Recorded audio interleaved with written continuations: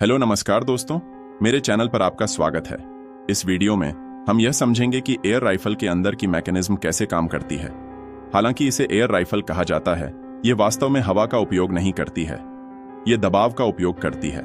यह हवा का झोंका नहीं है, बल्कि हवा में बनाए गए उच्च दबाव का उपयोग प्रोपल्शन के रूप में किया जाता है। उदाहरण के लिए आप इस पीसीपी एयर राइफल को देख सकते हैं।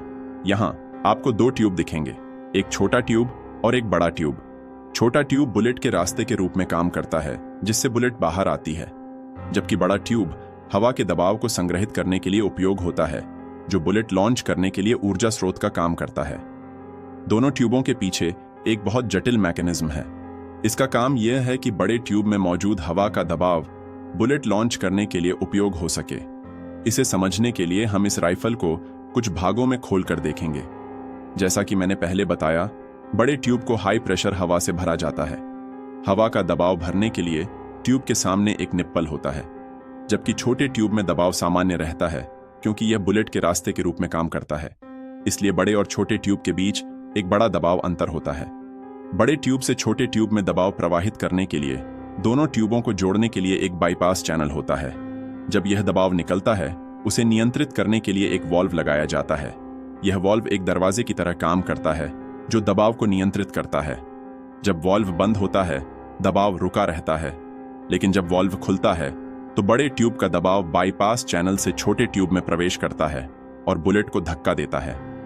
वॉल्व तब खुलता है जब एक बार को आगे की ओर धक्का दिया जाता है।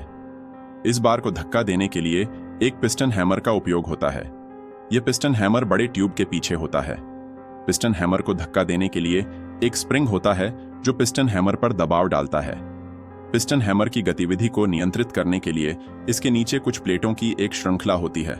तो यह थी एयर राइफल के मैकेनिज्म की पूरी प्रक्रिया, जहां हवा के उच्च दबाव का उपयोग बुलेट लॉन्च करने के लिए किया जाता है।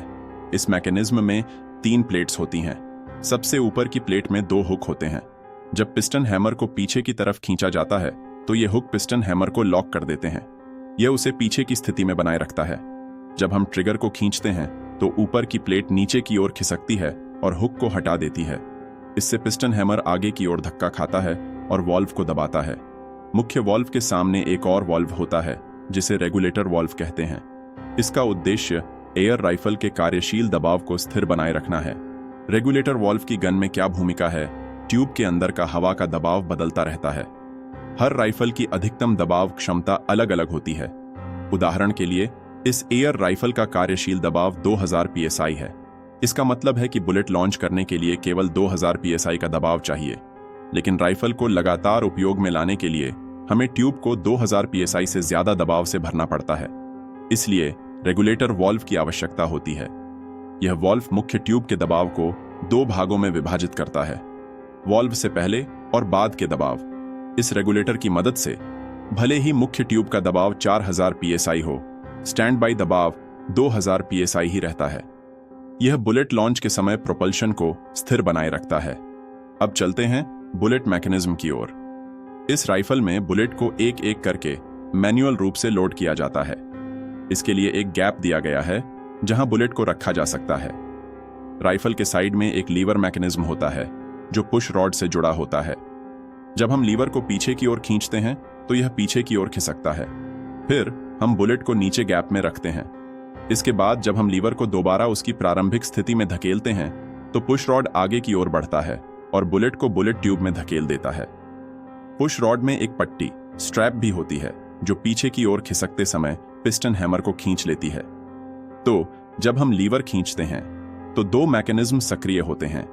फास्ट है बुलेट को बुलेट ट्यूब में लॉड करना, सेकंड है पिस्टन हैमर को पीछे खींचना और लॉक करना। इस तरह यह पूरा सिस्टम एक स्थिर और सटीक शूटिंग अनुभव देता है। पहला, बुलेट बुलेट ट्यूब में डाली जाती है और दूसरा, पिस्टन हैमर को पीछे की ओर खींच जाता है। तो जब लीवर को फिर से शुरुआती स्थिति में लाया जाता है, तब हमें केवल ट्रिगर को खींचना होता है शूटिंग के लिए। यह था एयर राइफल के काम करने का एनिमेशन। उम्मीद है कि इसने हमारी जानकारी में वृद्धि की होगी। वीडियो अच्छी लगी हो तो वीडियो को लाइक करें और चैनल को सब्सक्राइब